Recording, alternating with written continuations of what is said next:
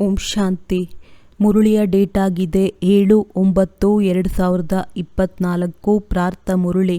ಬಾಪ್ ದಾದ ಮಧುಬನ. ಮಧುರ ಮಕ್ಕಳೇ, ಸದಾ ಜ್ಞಾನದ ಮೂರನೆಯ ನೇತ್ರವು ತೆರೆದಿದ್ದಾಗ ಖುಷಿಯಲ್ಲಿ ರೋಮಾಂಚನವಾಗುತ್ತೀರಿ. ಸದಾ ಖುಷಿಯ ನಶೆ ಏರಿರುವುದು. ಪ್ರಶ್ನೆ: ಈ ಸಮಯದಲ್ಲಿ ಮನುಷ್ಯರ ದೃಷ್ಟಿಯು ಬಹಳ ನಿರ್ಬಲವಾಗಿದೆ. ಆದ್ದರಿಂದ ಅವರಿಗೆ ತಿಳಿಸುವ ಯುಕ್ತಿ ಏನಾಗಿದೆ?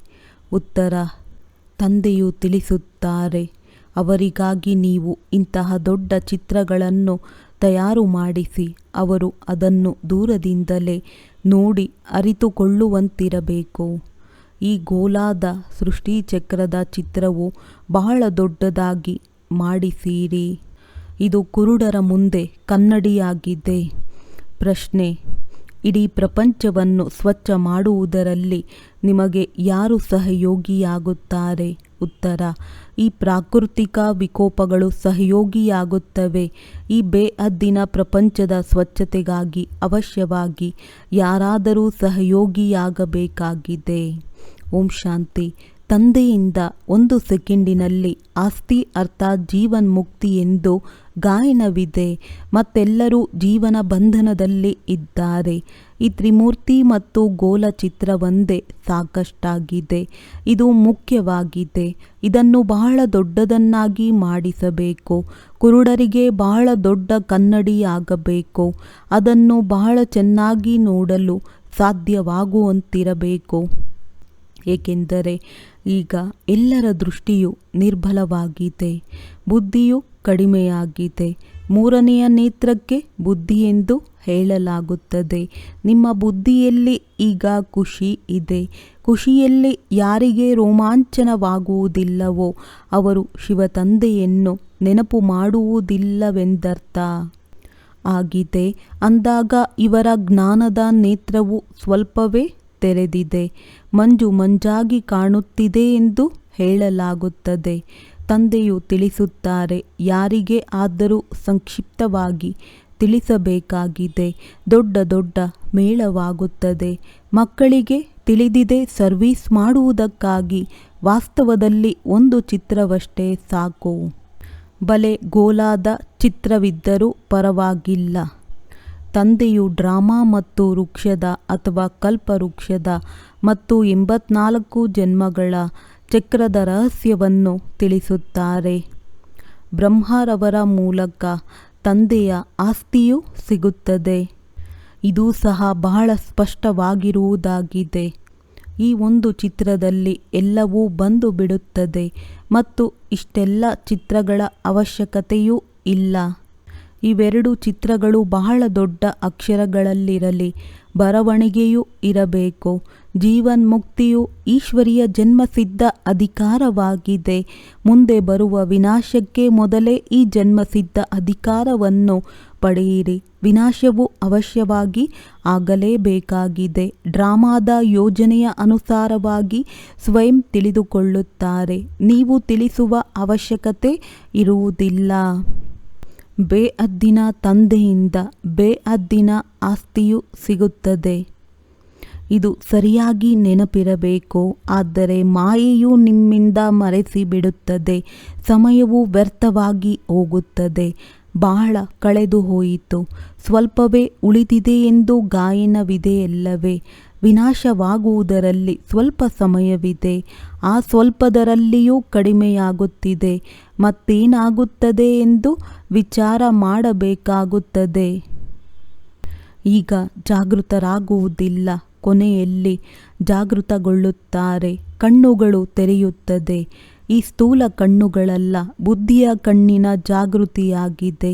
ಚಿಕ್ಕ ಚಿಕ್ಕ ಚಿತ್ರಗಳಿಂದ ಮಜಾ ಬರುವುದಿಲ್ಲ. ದೊಡ್ಡ ದೊಡ್ಡ ಚಿತ್ರಗಳು ತಯಾರು ಮಾಡಲಾಗುತ್ತದೆ. ವಿಜ್ಞಾನವು ಸಹ ಎಷ್ಟೊಂದು ಸಹಯೋಗ ಕೊಡುತ್ತದೆ. ವಿನಾಶದಲ್ಲಿ ತತ್ವಗಳು ಸಹ ಸಹಾಯ ಮಾಡುತ್ತದೆ. ಕವಡೆಯಷ್ಟು ಖರ್ಚಿಲ್ಲದೆಯೇ ತಮಗೆ ಎಷ್ಟೊಂದು ಸಹಯೋಗ ಕೊಡುತ್ತದೆ. ನಿಮಗಾಗಿ ಎಲ್ಲವನ್ನು ಸ್ವಚ್ಛ ಮಾಡಿಬಿಡುತ್ತದೆ. ಇದು ಸಂಪೂರ್ಣ ಚೀಚಿ ಪ್ರಪಂಚವಾಗಿದೆ. ಅಜ್ಮೀರ್ನಲ್ಲಿ ಸ್ವರ್ಗದ ನೆನಪಾರ್ಥವಿದೆ. ಇಲ್ಲಿ ದಿಲ್ವಾಡ ಮಂದಿರದಲ್ಲಿ ಸ್ಥಾಪನೆಯ ನೆನಪಾರ್ಥವಿದೆ. ಆದರೆ ಇದರಿಂದ ಮನುಷ್ಯರು ಅರಿತುಕೊಳ್ಳುವುದೇ ಇಲ್ಲ. ಈಗ ನೀವು ಬುದ್ಧಿವಂತರಾಗಿದ್ದೀರಿ. ವಿನಾಶವಾಗುತ್ತದೆಯೋ ಅಥವಾ ಇಲ್ಲವೋ ಅರ್ಥವಾಗುತ್ತಿಲ್ಲವೆಂದು ಮನುಷ್ಯರು ಬಲೆ ಹೇಳಬಹುದು. ಒಂದು ಕಥೆಯಿದೆಯಲ್ಲವೇ, ಹುಲಿ ಬಂದಿತು ಎಂದು ನಿತ್ಯವೂ ಹೇಳುತ್ತಿದ್ದರು. ಅದನ್ನು ಯಾರೂ ನಂಬುತ್ತಿರಲಿಲ್ಲ. ಒಂದು ದಿನ ಹುಲಿಯು ಬಂದು ಬಿಟ್ಟಿತು. ಎಲ್ಲ ಹಸುಗಳನ್ನು ತಿಂದು ಬಿಟ್ಟಿತ್ತು. ಈ ಹಳೆಯ ಪ್ರಪಂಚವು ಹೋಯಿತೆಂದರೆ ಹೋಯಿತು, ಬಹಳಷ್ಟು ಹೋಯಿತು, ಸ್ವಲ್ಪವೇ ಉಳಿದುಕೊಂಡಿದೆ ಎಂದು ಸಹ ನೀವು ಹೇಳುತ್ತಿರುತ್ತೀರಿ. ಇದರ ಪೂರ್ಣ ಜ್ಞಾನವು ತಾವು ಮಕ್ಕಳ ಬುದ್ಧಿಯಲ್ಲಿರಬೇಕು. ಆತ್ಮವೇ ಧಾರಣೆ ಮಾಡುತ್ತದೆ. ತಂದೆಯಲ್ಲಿಯೇ ಜ್ಞಾನವಿರುವುದಾಗಿದೆ. ಅವರು ಯಾವಾಗ ಶರೀರವನ್ನು ಧಾರಣೆ ಮಾಡುತ್ತಾರೆಯೋ ಆಗ ಜ್ಞಾನವನ್ನು ಕೊಡುತ್ತಾರೆ. ಅವಶ್ಯವಾಗಿ ಅವರಲ್ಲಿ ಜ್ಞಾನವಿದೆ. ಆದ್ದರಿಂದಲೇ ಅವರನ್ನು ಜ್ಞಾನಸಾಗರ ಪರಮಾತ್ಮನೆಂದು ಹೇಳಲಾಗುತ್ತದೆ. ಅವರು ಇಡೀ ಸೃಷ್ಟಿಯ ಆದಿ ಮಧ್ಯ ಅಂತ್ಯವನ್ನು ಅರಿತುಕೊಂಡಿದ್ದಾರೆ. ತನ್ನನ್ನು ಅರಿತಿದ್ದಾರಲ್ಲವೇ ಮತ್ತು ಸೃಷ್ಟಿಚಕ್ರವು ಹೇಗೆ ಸುತ್ತುತ್ತದೆ ಎನ್ನುವ ಜ್ಞಾನವೂ ಇದೆ. ಆದ್ದರಿಂದ ಆಂಗ್ಲ ಭಾಷೆಯಲ್ಲಿ ನಾಲೆಜ್ಫುಲ್ ಎಂದು ಹೇಳಲಾಗುತ್ತದೆ. ಇದು ಬಹಳ ಚೆನ್ನಾಗಿ ಬುದ್ಧಿಯಲ್ಲಿರಬೇಕು. ಎಲ್ಲರ ಬುದ್ಧಿಯಲ್ಲಿ ಏಕರಸವಾಗಿ ಧಾರಣೆಯಾಗುವುದಿಲ್ಲ. ಬಲೆ ಬರೆಯುತ್ತಾರೆ, ಆದರೆ ಧಾರಣೆ ಇರುವುದಿಲ್ಲ. ನಾಮ ಮಾತ್ರಕ್ಕೆ ಬರೆಯುತ್ತಾರೆ. ವಾಸ್ತವದಲ್ಲಿ ಅವರು ಯಾರಿಗೂ ತಿಳಿಸುವುದಿಲ್ಲ. ಕೇವಲ ಕಾಗದಕ್ಕೆ ತಿಳಿಸುತ್ತಾರಷ್ಟೇ. ಕಾಗದವೇನು ಮಾಡುತ್ತದೆ? ಕಾಗದದಿಂದ ಯಾರೂ ಸಹ ಅರಿತುಕೊಳ್ಳುವುದಿಲ್ಲ. ಈ ದೊಡ್ಡ ದೊಡ್ಡ ಚಿತ್ರಗಳಿಂದ ಬಹಳ ಚೆನ್ನಾಗಿ ಅರಿತುಕೊಳ್ಳುತ್ತಾರೆ. ಇದು ಬಹಳ ಶ್ರೇಷ್ಠವಾದ ಜ್ಞಾನವಾಗಿರುವುದರಿಂದ ಅಕ್ಷರವೂ ಸಹ ದೊಡ್ಡ ದೊಡ್ಡದಾಗಿರಬೇಕು. ಈ ದೊಡ್ಡ ಚಿತ್ರಗಳನ್ನು ಮನುಷ್ಯರು ನೋಡಿ ತಿಳಿಯುತ್ತಾರೆ. ಇದರಲ್ಲಿ ಅವಶ್ಯವಾಗಿ ಏನೋ ಸಾರವಿದೆ. ಸ್ಥಾಪನೆ ಮತ್ತು ವಿನಾಶವೆಂದು ಬರೆಯಲಾಗಿದೆ. ರಾಜಧಾನಿಯ ಸ್ಥಾಪನೆಯು ಈಶ್ವರಿಯ ಜನ್ಮಸಿದ್ಧ ಅಧಿಕಾರವಾಗಿದೆ. ಪ್ರತಿಯೊಂದು ಮಗುವಿನ ಜೀವನ್ಮುಕ್ತಿಯ ಅಧಿಕಾರವಿದೆ. ಅಂದ ಮೇಲೆ ಎಲ್ಲರೂ ಜೀವನ ಬಂಧನದಲ್ಲಿದ್ದಾರೆ. ಇವರನ್ನು ಜೀವನ ಬಂಧನದಿಂದ ಜೀವನ್ಮುಕ್ತಿಯಲ್ಲಿ ಕರೆದುಕೊಂಡು ಹೋಗುವುದು ಹೇಗೆ ಎಂದು ಮಕ್ಕಳ ಬುದ್ಧಿಯಲ್ಲಿ ವಿಚಾರವೂ ಬರಬೇಕು. ಮೊದಲು ಶಾಂತಿಧಾಮಕ್ಕೆ ಹೋಗುತ್ತೀರಿ, ನಂತರ ಸುಖಧಾಮದಲ್ಲಿ ಬರುತ್ತೀರಿ. ಸುಖಧಾಮಕ್ಕೆ ಜೀವನ್ಮುಕ್ತಿ ಎಂದು ಹೇಳಲಾಗುತ್ತದೆ. ಈ ಚಿತ್ರವು ವಿಶೇಷವಾಗಿ ದೊಡ್ಡ ದೊಡ್ಡದಾಗಿ ಮಾಡಿಸಬೇಕಾಗಿದೆ. ಮುಖ್ಯವಾದ ಚಿತ್ರವಾಗಿದೆಯಲ್ಲವೇ, ಬಹಳ ದೊಡ್ಡ ದೊಡ್ಡ ಅಕ್ಷರಗಳಲ್ಲಿರಬೇಕು. ಇದರಿಂದ ಮನುಷ್ಯರು ಹೇಳುತ್ತಾರೆ, ಈ ಬ್ರಹ್ಮ ಕುಮಾರ ಕುಮಾರಿಯರು ಇಷ್ಟು ದೊಡ್ಡ ಚಿತ್ರಗಳನ್ನು ಮಾಡಿಸಿದ್ದಾರೆ. ಅಂದ ಮೇಲೆ ಅವಶ್ಯವಾಗಿ ಏನೋ ತಿಳುವಳಿಕೆ ಇದೆ. ಆದ್ದರಿಂದ ಎಲ್ಲಿ ನೋಡಿದರಲ್ಲಿ ನಿಮ್ಮ ದೊಡ್ಡ ಚಿತ್ರಗಳನ್ನು ಹಾಕಿರಬೇಕು. ಅದರಿಂದ ಇವೆಲ್ಲ ಏನೆಂದು ಮನುಷ್ಯರು ಕೇಳುತ್ತಾರೆ. ತಾವು ತಿಳಿಸಿರಿ. ಇಷ್ಟೆಲ್ಲ ದೊಡ್ಡ ಚಿತ್ರಗಳನ್ನು ತಾವು ತಿಳಿದುಕೊಳ್ಳುವುದಕ್ಕಾಗಿ ಮಾಡಲಾಗಿದೆ. ಇದರಲ್ಲಿ ಸ್ಪಷ್ಟವಾಗಿ ಬರೆಯಲ್ಪಟ್ಟಿದೆ. ಬೇಹದ್ದಿನ ಆಸ್ತಿಯು ಇವರಿಗಿತ್ತು. ಇದು ನೆನ್ನೆಯ ಮಾತಾಗಿದೆ.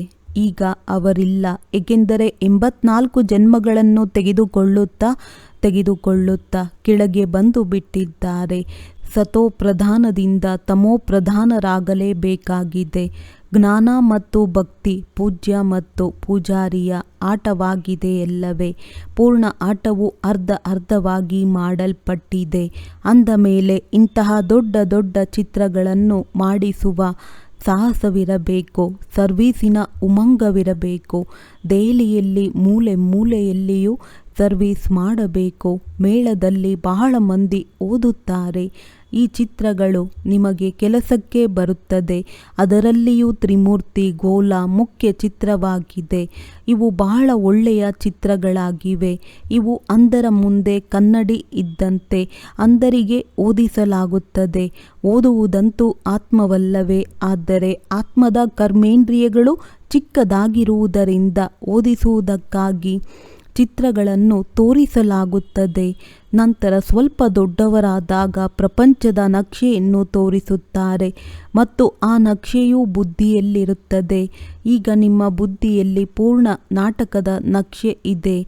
ಅದರಲ್ಲಿ ಇಷ್ಟೆಲ್ಲ ಧರ್ಮಗಳಿವೆ. ನಂತರದಲ್ಲಿ ನಂಬರ್ ವಾರ್ ಬರುತ್ತಾರೆ ಮತ್ತು ಹೋಗುತ್ತಾರೆ. ಇದೊಂದೇ ಆದಿ ಸನಾತನ ದೇವಿ ದೇವತಾ ಧರ್ಮವಾಗಿದೆ. ಇದಕ್ಕೆ ಸ್ವರ್ಗವೆಂದು ಹೇಳುತ್ತಾರೆ. ತಂದೆಯೊಂದಿಗೆ ಬುದ್ಧಿಯೋಗವನ್ನು ಜೋಡಿಸುವುದರಿಂದ ಪತಿತ ಆತ್ಮವು ಪಾವನವಾಗಿ ಬಿಡುತ್ತದೆ. ಭಾರತದ ಪ್ರಾಚೀನ ಯೋಗವು ಪ್ರಸಿದ್ಧವಾಗಿದೆ. ಯೋಗವೆಂದರೆ ನೆನಪು. ತಂದೆಯಾದ ನನ್ನನ್ನು ನೆನಪು ಮಾಡಿ ಎಂದು ಪಾರಲೌಕಿಕ ತಂದೆಯು ಹೇಳಬೇಕಾಗುತ್ತದೆ. ಆದರೆ ಲೌಕಿಕ ತಂದೆಯು ಹೇಳಬೇಕಾಗುವುದಿಲ್ಲ. ಮಕ್ಕಳು ತಾವಾಗಿಯೇ ಅಪ್ಪ ಅಮ್ಮ ಎಂದು ಹೇಳುತ್ತಿರುತ್ತಾರೆ. ಅವರು ಲೌಕಿಕ ಪಿತಾ ಆಗಿದ್ದಾರೆ. ಇವರು ಪಾರಲೌಕಿಕ ಪಿತನಾಗಿದ್ದಾರೆ. ನಿಮ್ಮ ಕೃಪೆಯಿಂದ ಅಪಾರ ಸುಖವು ಸಿಗುತ್ತದೆ ಎಂಬ ಗಾಯನವಿದೆ. ಯಾರಿಗೆ ದುಃಖವಿದೆಯೋ ಅವರೇ ಆಡುತ್ತಾರೆ. ಸುಖದಲ್ಲಿ ಆಡುವ ಅವಶ್ಯಕತೆಯೇ ಇಲ್ಲ. ದುಃಖದಲ್ಲಿದ್ದಾರೆ, ಆದ್ದರಿಂದಲೇ ಕರೆಯುತ್ತಾರೆ. ಇವರು ಮಾತಾಪಿತನಾಗಿದ್ದಾರೆ ಎಂಬುದನ್ನೀಗ ನೀವು ಅರಿತುಕೊಂಡಿದ್ದೀರಿ. ನಾನು ನಿಮಗೆ ಪ್ರತಿದಿನ ಗುಹ್ಯಾತಿ ಗುಹ್ಯ ಮಾತುಗಳನ್ನು ತಿಳಿಸುತ್ತೇನೆ. ಮಾತ್ಪಿತಾ ಎಂದು ಯಾರಿಗೆ ಹೇಳಲಾಗುತ್ತದೆ ಎಂಬುದು ನಿಮಗೆ ಮೊದಲಿನಿಂದಲೇ ತಿಳಿದುಕೊಂಡಿದ್ದೀರಾ. ತಂದೆ ಎಂದು ಅವರಿಗೆ ಹೇಳಲಾಗುತ್ತದೆ. ಬ್ರಹ್ಮರವರ ಮೂಲಕ ತಂದೆಯ ಆಸ್ತಿಯೂ ಸಿಗುತ್ತದೆ. ತಾಯಿಯೂ ಇರಬೇಕಲ್ಲವೇ, ಏಕೆಂದರೆ ಮಕ್ಕಳನ್ನು ದತ್ತು ಮಾಡಿಕೊಳ್ಳಬೇಕಾಗಿದೆ. ಈ ಮಾತುಗಳು ಯಾರ ಗಮನದಲ್ಲಿಯೂ ಬರುವುದಿಲ್ಲ. ಆದ್ದರಿಂದ ತಂದೆಯು ಪದೇ ಪದೇ ತಿಳಿಸುತ್ತಾರೆ, ಮಧುರಾತಿ ಮಧುರ ಮಕ್ಕಳೇ, ತಂದೆಯನ್ನು ನೆನಪು ಮಾಡಿರಿ. ಲಕ್ಷ್ಯವು ಸಿಕ್ಕಿತೆಂದರೆ ಮತ್ತೆಲ್ಲಿಯಾದರೂ ಹೋಗಿರಿ, ವಿದೇಶಕ್ಕೆ ಹೋಗಿರಿ. ಕೋರ್ಸನ್ನು ತಿಳಿದುಕೊಂಡಿರೆಂದರೆ ಸಾಕು. ತಂದೆಯಿಂದ ಆಸ್ತಿಯನ್ನು ಪಡೆಯಲೇಬೇಕು. ಆತ್ಮರು ನೆನಪಿನಿಂದಲೇ ಪಾವನವಾಗುತ್ತಾರೆ. ಸ್ವರ್ಗದ ಮಾಲೀಕನಾಗುತ್ತೇವೆ ಎಂಬ ಲಕ್ಷ್ಯವು ಬುದ್ಧಿಯಲ್ಲಿದೆ ಎಂದರೆ ಬಲೆ, ಮತ್ತೆಲ್ಲಿಯಾದರೂ ಹೋಗಿರಿ. ಗೀತಾಜ್ಞಾನದ ಸಾರವು ಈ ಬ್ಯಾಡ್ಜ್ನಲ್ಲಿದೆ. ಏನು ಮಾಡಬೇಕು ಎಂದು ಯಾರನ್ನೂ ಕೇಳುವ ಅವಶ್ಯಕತೆ ಇಲ್ಲ. ತಂದೆಯಿಂದ ಆಸ್ತಿಯನ್ನು ಪಡೆಯಬೇಕೆಂದರೆ ಅವಶ್ಯವಾಗಿ ತಂದೆಯನ್ನು ನೆನಪು ಮಾಡಬೇಕು. ನೀವು ಈ ಆಸ್ತಿಯನ್ನು ತಂದೆಯಿಂದ ಅನೇಕ ಬಾರಿ ಪಡೆದಿದ್ದೀರಿ. ಶಿಕ್ಷಕನಿಂದ ಓದಿಕೊಂಡು ಯಾವುದಾದರೊಂದು ಪದವಿಯನ್ನು ಪಡೆದುಕೊಳ್ಳುತ್ತಾರೆ. ವಿದ್ಯೆಯಲ್ಲಿ ಬುದ್ಧಿಯೋಗವು ಶಿಕ್ಷಕನೊಂದಿಗೆ ಇರುತ್ತದೆ ಎಲ್ಲವೇ. ಪರೀಕ್ಷೆಯು ಬಹಳ ದೊಡ್ಡದಾಗಿ ಇರಬಹುದು ಅಥವಾ ಚಿಕ್ಕದಾಗಿರಬಹುದು, ಆದರೆ ಓದುವುದಂತೂ ಆತ್ಮವಲ್ಲವೇ. ಇವರ ಬ್ರಹ್ಮ ಆತ್ಮವು ಓದುತ್ತಿದೆಯಲ್ಲವೇ. ಶಿಕ್ಷಕನನ್ನು ಮತ್ತು ಗುರಿ ಉದ್ದೇಶವನ್ನು ನೆನಪು ಮಾಡಬೇಕಾಗಿದೆ. ಸೃಷ್ಟಿ ಚಕ್ರವನ್ನು ಬುದ್ಧಿಯಲ್ಲಿಟ್ಟುಕೊಳ್ಳಬೇಕು. ತಂದೆ ಮತ್ತು ಆಸ್ತಿಯನ್ನು ನೆನಪು ಮಾಡಬೇಕು. ದೈವಿ ಗುಣಗಳನ್ನು ಧಾರಣೆ ಮಾಡಬೇಕಾಗಿದೆ. ಧಾರಣೆಯನ್ನು ಎಷ್ಟು ಮಾಡಿಕೊಳ್ಳುತ್ತೀರೋ ಅಷ್ಟು ಶ್ರೇಷ್ಠ ಪದವಿಯನ್ನು ಪಡೆಯುತ್ತೀರಿ. ಚೆನ್ನಾಗಿ ನೆನಪು ಮಾಡುತ್ತಿರುತ್ತೀರೆಂದರೆ ಪುನಃ ಇಲ್ಲಿಗೆ ಮಧುಬನ ಬರುವ ಅವಶ್ಯಕತೆ ಏನಿದೆ? ಆದರೂ ಪುನಃ ಬರುತ್ತಾರೆ. ಇಂತಹ ಶ್ರೇಷ್ಠ ತಂದೆ ಯಾರಿಂದ ಬೇಹದ್ದಿನ ಆಸ್ತಿ ಸಿಗುತ್ತದೆ ಅಂತಹ ತಂದೆಯನ್ನು ಮಿಲನ ಮಾಡಿ ಹೋಗಲಿ. ಎಲ್ಲರೂ ಮಂತ್ರವನ್ನು ತೆಗೆದುಕೊಂಡು ಬರುತ್ತಾರೆ. ನಮಗಂತೂ ಬಹಳ ದೊಡ್ಡ ಮಂತ್ರ ಸಿಗುತ್ತದೆ. ಜ್ಞಾನವಂತೂ ಬುದ್ಧಿಯಲ್ಲಿ ಚೆನ್ನಾಗಿದೆ. ಈಗ ನೀವು ಮಕ್ಕಳು ತಿಳಿದುಕೊಂಡಿದ್ದೀರಿ. ವಿನಾಶಿ ಸಂಪಾದನೆ ಹಿಂದೆ ಅಧಿಕ ಸಮಯವನ್ನು ವ್ಯರ್ಥ ಮಾಡಬಾರದು. ಅದೆಲ್ಲವೂ ಮಣ್ಣು ಪಾಲಾಗಿ ಬಿಡುತ್ತದೆ. ತಂದೆಗೆ ಏನಾದರೂ ಬೇಕಾಗಿದೆಯೇ? ಏನೂ ಇಲ್ಲ. ಏನಾದರೂ ಖರ್ಚು ಮಾಡುತ್ತೀರೆಂದರೆ ತಮಗಾಗಿಯೇ ಮಾಡುತ್ತೀರಿ. ಇದರಲ್ಲಿ 1 ಪೈಸೆಯಷ್ಟು ಖರ್ಚು ಮಾಡಬೇಕಾಗಿಲ್ಲ. ಯುದ್ಧಕ್ಕಾಗಿ ಯಾವುದೇ ಬಂದೂಕು ಹಾಗೂ ಟ್ಯಾಂಕುಗಳನ್ನು ಖರೀದಿಸಬೇಕಾಗಿಲ್ಲ. ಯಾವುದೇ ಖರ್ಚಿಲ್ಲ. ನೀವು ಯುದ್ಧ ಮಾಡುತ್ತಿದ್ದರೂ ಇಡೀ ಪ್ರಪಂಚದಿಂದ ಗುಪ್ತವಾಗಿದ್ದೀರಿ. ನಿಮ್ಮ ಯುದ್ಧವು ಹೇಗಿದೆ ನೋಡಿ. ಇದಕ್ಕೆ ಯೋಗ ಬಲವೆಂದು ಹೇಳಲಾಗುತ್ತದೆ. ಇದರಲ್ಲಿ ಎಲ್ಲವೂ ಗುಪ್ತ ಮಾತಾಗಿದೆ. ಇದರಲ್ಲಿ ಯಾರನ್ನೂ ಸಾಯಿಸುವ ಅವಶ್ಯಕತೆ ಇಲ್ಲ. ಕೇವಲ ತಂದೆಯನ್ನು ನೆನಪು ಮಾಡಬೇಕಾಗಿದೆ. ಇವರೆಲ್ಲರ ಮೃತ್ಯುವು ನಾಟಕದಲ್ಲಿ ನಿಗದಿಯಾಗಿದೆ. ಪ್ರತಿ 5,000 ವರ್ಷಗಳ ನಂತರ ಯೋಗ ಬಲವನ್ನು ಜಮಾ ಮಾಡಿಕೊಳ್ಳಲು ನೀವು ವಿದ್ಯೆಯನ್ನು ಓದುತ್ತೀರಿ. ವಿದ್ಯಾಭ್ಯಾಸವು ಮುಕ್ತಾಯವಾಯಿತೆಂದರೆ ಮತ್ತೆ ಹೊಸ ಪ್ರಪಂಚಕ್ಕೆ ಬರಬೇಕಾಗಿದೆ. ಈ ಹಳೆಯ ಪ್ರಪಂಚಕ್ಕಾಗಿ ಪ್ರಾಕೃತಿಕ ವಿಕೋಪಗಳಾಗುತ್ತವೆ. ಗಾಯನವೂ ಇದೆಯಲ್ಲವೇ? ತಮ್ಮ ಕುಲದ ವಿನಾಶವನ್ನು ಹೇಗೆ ಮಾಡಿಕೊಳ್ಳುತ್ತಾರೆ? ಯಾದವರದ್ದು ಎಷ್ಟು ದೊಡ್ಡ ಕುಲವಿದೆ ಎಂದರೆ ಇಡೀ ಯುರೋಪ್ ಬಂದು ಬಿಡುತ್ತದೆ. ನೀವು ಇಡೀ ವಿಶ್ವದ ಮೇಲೆ ಜಯ ಗಳಿಸುತ್ತೀರಿ. ಈ ಲಕ್ಷ್ಮೀ ನಾರಾಯಣರಂತೂ ಪವಿತ್ರರಾಗಿರುತ್ತಾರೆ. ಅಲ್ಲಿ ವಿಕಾರಿ ದೃಷ್ಟಿಯೇ ಇರುವುದಿಲ್ಲ. ಮುಂದೆ ಹೋದಂತೆ ತಮಗೆ ಬಹಳಷ್ಟು ಸಾಕ್ಷಾತ್ಕಾರವಾಗುತ್ತದೆ. ತನ್ನ ದೇಶದ ಸಮೀಪಕ್ಕೆ ಬಂದಾಗ ಅಲ್ಲಿನ ವೃಕ್ಷಗಳು ಸ್ಪಷ್ಟವಾಗಿ ಕಾಣಿಸುತ್ತದೆಯಲ್ಲವೇ? ನಾವು ನಮ್ಮ ಮನೆಯ ಸಮೀಪದಲ್ಲಿ ತಲುಪುತ್ತಿದ್ದೇವೆಂದು ಖುಷಿಯಾಗುತ್ತದೆ. ಅದೇ ರೀತಿ ತಾವೂ ಸಹ ಮನೆಗೆ ಹೊರಡುತ್ತಿದ್ದೀರಿ. ನಂತರ ತಮ್ಮ ಸುಖಧಾಮಕ್ಕೆ ಬರುತ್ತೀರಿ. ಸ್ವರ್ಗವನ್ನು ಬಿಟ್ಟು ಬಂದು ಎಷ್ಟು ಸಮಯವಾಗಿದೆ? ಅದರಲ್ಲಿ ಇನ್ನೂ ಸ್ವಲ್ಪವಿದೆಯಷ್ಟೇ. ಈಗ ಸ್ವರ್ಗವು ಮತ್ತೆ ಸಮೀಪಕ್ಕೆ ಬಂದಿದೆ. ಈಗ ನಿಮ್ಮ ಬುದ್ಧಿಯು ಮೇಲೆ ಹೋಗುತ್ತದೆ. ಅದು ನಿರಾಕಾರಿ ಪ್ರಪಂಚವಾಗಿದೆ. ಅದಕ್ಕೆ ಬ್ರಹ್ಮಾಂಡವೆಂದು ಹೇಳಲಾಗುತ್ತದೆ. ನಾವು ಅಲ್ಲಿನ ನಿವಾಸಿಯಾಗಿದ್ದೇವೆ. ಇಲ್ಲಿ 84 ಜನ್ಮಗಳ ಪಾತ್ರವನ್ನಭಿನಯಿಸಿದ್ದೆವು. ಈಗ ಹಿಂತಿರುಗಿ ಮನೆಗೆ ಹೋಗುತ್ತೇವೆ. ಮಕ್ಕಳು ಆಲ್ರೌಂಡ್ ಪಾತ್ರಧಾರಿಗಳಾಗಿದ್ದೀರಿ. ಪ್ರಾರಂಭದಿಂದ ಪೂರ್ಣವಾಗಿ 84 ಜನ್ಮಗಳನ್ನು ತೆಗೆದುಕೊಳ್ಳುವವರಾಗಿದ್ದೀರಿ. ನಂತರದಲ್ಲಿ ಬರುವವರಿಗೆ ಸರ್ವತೋಮುಖ ಪಾತ್ರಧಾರಿಗಳೆಂದು ಹೇಳುವುದಿಲ್ಲ. ಕನಿಷ್ಠ ಮತ್ತು ಗರಿಷ್ಠದಲ್ಲಿ ಎಷ್ಟು ಜನ್ಮಗಳನ್ನು ತೆಗೆದುಕೊಳ್ಳುತ್ತಾರೆ ಎಂದು ತಂದೆಯೂ ತಿಳಿಸಿದ್ದಾರೆ. ಕನಿಷ್ಠವೆಂದರೆ 1 ಜನ್ಮವಿದೆ. ಅಂತ್ಯದಲ್ಲಿ ಎಲ್ಲರೂ ಹಿಂತಿರುಗಿ ಹೊರಟು ಹೋಗುತ್ತಾರೆ. ಆಟವು ಪೂರ್ಣವಾಯಿತೆಂದರೆ ಎಲ್ಲವೂ ಸಮಾಪ್ತಿ. ಈಗ ತಂದೆಯೂ ತಿಳಿಸುತ್ತಾರೆ, ನನ್ನನ್ನು ನೆನಪು ಮಾಡಿ. ಅದರಿಂದ ಅಂತ್ಯಮತಿ ಸೋಗತಿಯಾಗಿ ಬಿಡುತ್ತದೆ.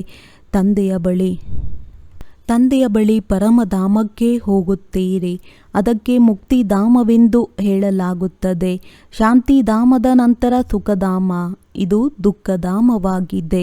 ಪ್ರತಿಯೊಬ್ಬರೂ ಸಹ ಸತೋ ಪ್ರಧಾನ ನಂತರ ಸತೋ ರಜೋ ತಮೋದಲ್ಲಿ ಬರುತ್ತಾರೆ. ಕನಿಷ್ಠವೆಂದರೆ 1 ಜನ್ಮವಿದ್ದರೂ ಸಹ ಈ 4 ಸ್ಥಿತಿಯನ್ನು ಪಾರು ಮಾಡುತ್ತಾರೆ. ತಂದೆಯು ಮಕ್ಕಳಿಗೆ ಎಷ್ಟು ಚೆನ್ನಾಗಿ ತಿಳಿಸಿಕೊಡುತ್ತಾರೆ. ಆದರೂ ಸಹ ತಂದೆಯನ್ನು ನೆನಪು ಮಾಡುವುದಿಲ್ಲ. ತಂದೆಯನ್ನು ಮರೆತು ಬಿಡುತ್ತಾರೆ. ನಂಬರ್ ವಾರಂತೂ ಇರುವರಲ್ಲವೇ?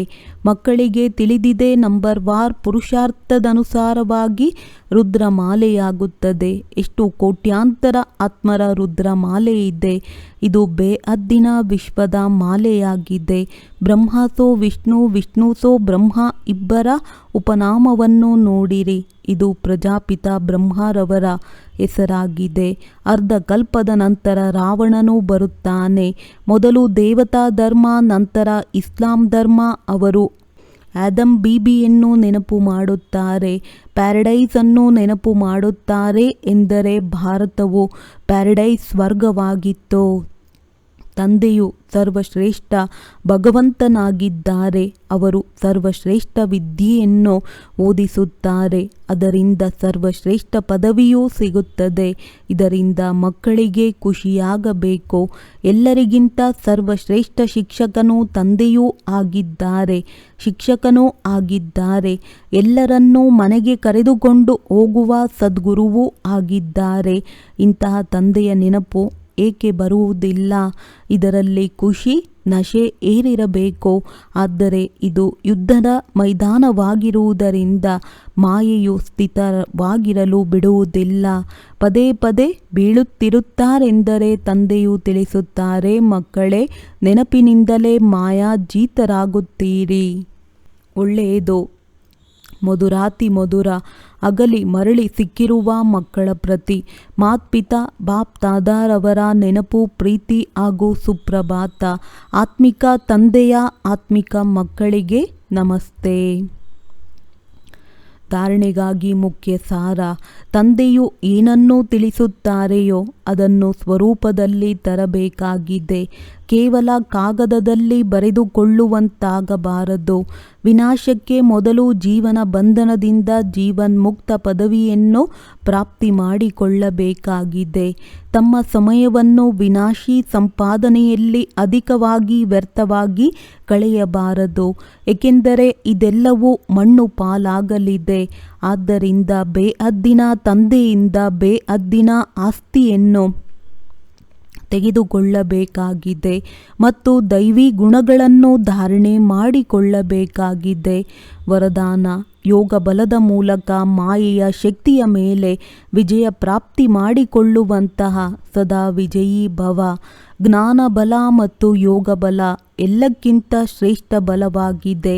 ಹೇಗೆ ವಿಜ್ಞಾನದ ಬಲ ಅಂಧಕಾರದ ಮೇಲೆ ವಿಜಯ ಪ್ರಾಪ್ತಿ ಮಾಡಿಕೊಂಡು ಬೆಳಕನ್ನು ಮಾಡುತ್ತದೆ, ಅದೇ ರೀತಿ ಯೋಗ ಬಲ ಸದಾ ಕಾಲಕ್ಕಾಗಿ ಮಾಯೆಯ ಮೇಲೆ ಜಯ ಪ್ರಾಪ್ತಿ ಮಾಡಿಕೊಂಡು ವಿಜಯಿಗಳನ್ನಾಗಿ ಮಾಡುವುದು. ಯೋಗ ಬಲ ಇಷ್ಟು ಶ್ರೇಷ್ಠ ಬಲವಾಗಿದೆ. ಯಾವುದರ ಮುಂದೆ ಮಾಯೆಯ ಶಕ್ತಿ ಏನೂ ಇರುವುದಿಲ್ಲ. ಯೋಗ ಬಲವುಳ್ಳಂತಹ ಆತ್ಮಗಳು ಸ್ವಪ್ನದಲ್ಲಿಯೂ ಸಹ ಮಾಯೆಯಿಂದ ಸೋಲನ್ನು ಅನುಭವಿಸಲು ಸಾಧ್ಯವಿಲ್ಲ. ಸ್ವಪ್ನದಲ್ಲಿಯೂ ಸಹ ಯಾವುದೇ ಬಲಹೀನತೆ ಬರಲು ಸಾಧ್ಯವಿಲ್ಲ. ಈ ರೀತಿ ವಿಜಯದ ತಿಲಕ ನಿಮ್ಮ ಮಸ್ತಕದಲ್ಲಿ ಇಡಲ್ಪಟ್ಟಿದೆ. ಸ್ಲೋಗನ್: ನಂಬರ್ 1ನಲ್ಲಿ ಬರಬೇಕಾದರೆ ವ್ಯರ್ಥವನ್ನು ಸಮರ್ಥದಲ್ಲಿ ಪರಿವರ್ತನೆ ಮಾಡಿಕೊಳ್ಳಿ. ಒಳ್ಳೆಯದು. ಓಂ ಶಾಂತಿ.